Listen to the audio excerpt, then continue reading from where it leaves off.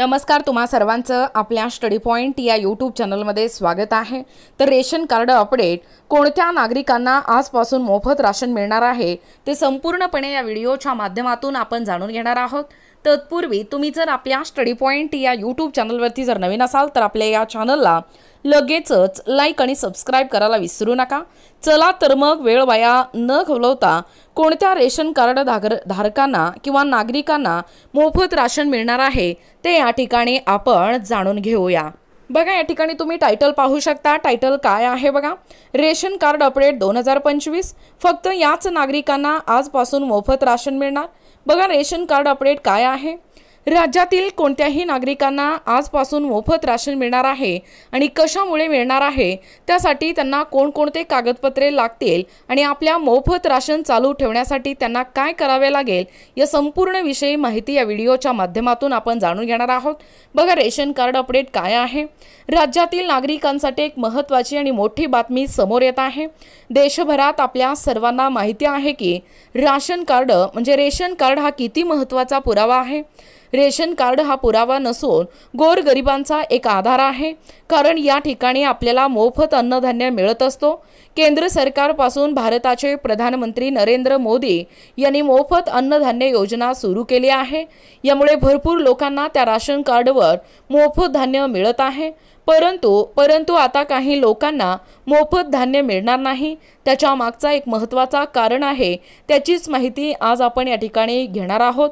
बघा, केंद्र सरकारने गरीब लोकांसाठी मोफत रेशन देण्याची योजना ही सुरू केली आहे। या योजनेमुळे अनेक गरिबांना मोफत तांदूळ, गहू, डाळी अशा गोष्टी मिळतात, त्यामुळे त्यांना अन्नासाठी जास्त पैसे खर्च करावे लागत नाही। ही योजना गरिबांसाठी खूप उपयुक्त ठरत आहे। पण अलीकडे सरकारने या योजनेबाबत एक मोठा निर्णय या ठिकाणी घेतला आहे। आता ही मोफत रेशन योजना फक्त गरजू आणि पात्र लोकांनाच मिळणार आहे। सरकारने काही नवीन नियम केले आहेत जे 8 मार्च 2025 पासून लागू झालेले आहेत। या नियमाचा उद्देश असा आहे की ज्यांना खरोखरच गरज आहे त्यांनाच या ठिकाणी अन्नधान्य हे वेळेवर या ठिकाणी मिळणार आहे किंवा मिळावे। बघा, आता फक्त गरजू लोकांनाच रेशन मिळणार आहे। अनेक वेळा असे दिसले आहे की काही श्रीमंत लोक किंवा ज्यांना गरज नाही असे लोक सुद्धा या ठिकाणी मोफत रेशन घेत होते। हे सरकारच्या लक्षात आल्यावर सरकारने ठरवलं की प्रत्येक रेशन कार्ड धारकांची पुन्हा ओळख तपासली जाईल। ज्या लोकांकडे बनावट खोटे कार्ड आहेत किंवा जे गरीब नाहीत त्यांचे कार्ड रद्द केले जाईल। यामुळे रेशनचा चुकीचा वापर थांबेल आणि गरिबांना जास्त या ठिकाणी मदत होईल। डिजिटल रेशन कार्ड याच्याद्वारे या ठिकाणी बरंच काही संधी साध्य करता येतो। बघा, डिजिटल रेशन कार्ड म्हणजे नेमकं आहे तरी काय। सरकार आता रेशन कार्ड डिजिटल संगणकावर वाचता येईल असे बनवते आहे। या डिजिटल कार्डात QR कोड असेल। हा जो QR कोड आहे तो स्कॅन करून तुमचे कार्ड खरे की नाही हे लगेच या ठिकाणी सरकारला कळणार आहे। यामुळे खोटे कार्ड बनवणाऱ्यांना अडथळा येईल आणि गरजूंनाच या ठिकाणी रेशन मिळणार आहे। बघा, प्रवासी मजुरांसाठी ही खास सुविधा असणार आहे।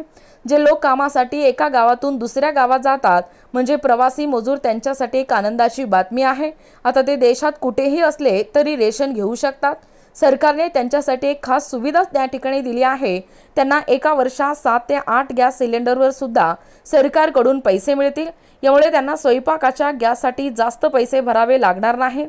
बघा, रेशन कार्ड नेमकं बनवायचं कसं।